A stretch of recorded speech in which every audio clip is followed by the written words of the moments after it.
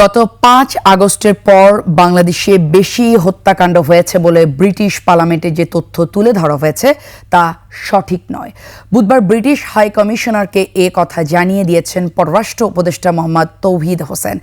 সংখ্যালঘু প্রসঙ্গ ও সাম্প্রদায়িক পরিস্থিতির বিভিন্ন বিষয়ে ব্রিটেনের বিভিন্ন সংগঠন ভুল তথ্য দিচ্ছে বলে সাংবাদিকদের কাছে মন্তব্য করেন তিনি। বিস্তারিত আকবর হোসেন সুমনের রিপোর্টে।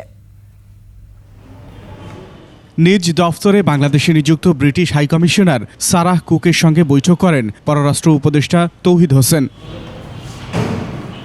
পরে সাংবাদিকদের উপদেষ্টা বলেন, সংখ্যালঘু, মানবাধিকার এবং আইনশৃঙ্খলা পরিস্থিতি নিয়ে ব্রিটেনের পার্লামেন্ট সহ সেখানকার বিভিন্ন সংগঠন ভুল তথ্য তুলে ধরছে। আমরা খুবই হার্ট যে দেখানোর চেষ্টা করা হয়েছে যে ৫ অগাস্টের পরে বেশি মৃত্যু হয়েছে, যেটা সম্পূর্ণ মিথ্যা।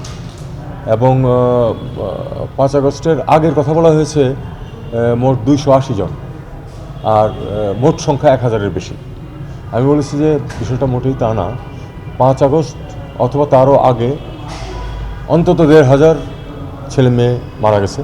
Double million offer Walton fridge কিনে পেতে পারেন ২০ লক্ষ টাকা, রয়েছে কোটি কোটি টাকার নিশ্চিত উপহার। বাংলাদেশ ভারত তুমুল উত্তেজনার মধ্যে ঢাকায় আসছেন ভারতের পররাষ্ট্র সচিব। তবে তার এই সফরের বিশেষ কি উদ্দেশ্য সে সম্পর্কে কিছুই বলতে চাননি তৌহিদ হোসেন। এটা খুব স্পষ্ট যে আমরা চাই ভালো সম্পর্ক, তবে সেটা রেসিপ্রোকাল ভিত্তিতে হতে হবে। দুই পক্ষ থেকেই সেটা চাইতে হবে এবং সে লক্ষ্যে কাজ করতে হবে। ভারতের সঙ্গে সুসম্পর্ক বজায় রাখতে দুই পক্ষেরই সহযোগিতার বিকল্প নেই বলে মন্তব্য করেন তিনি। এখন আমাদের অবস্থানটা আমরা তো ব্যাখ্যা করছি।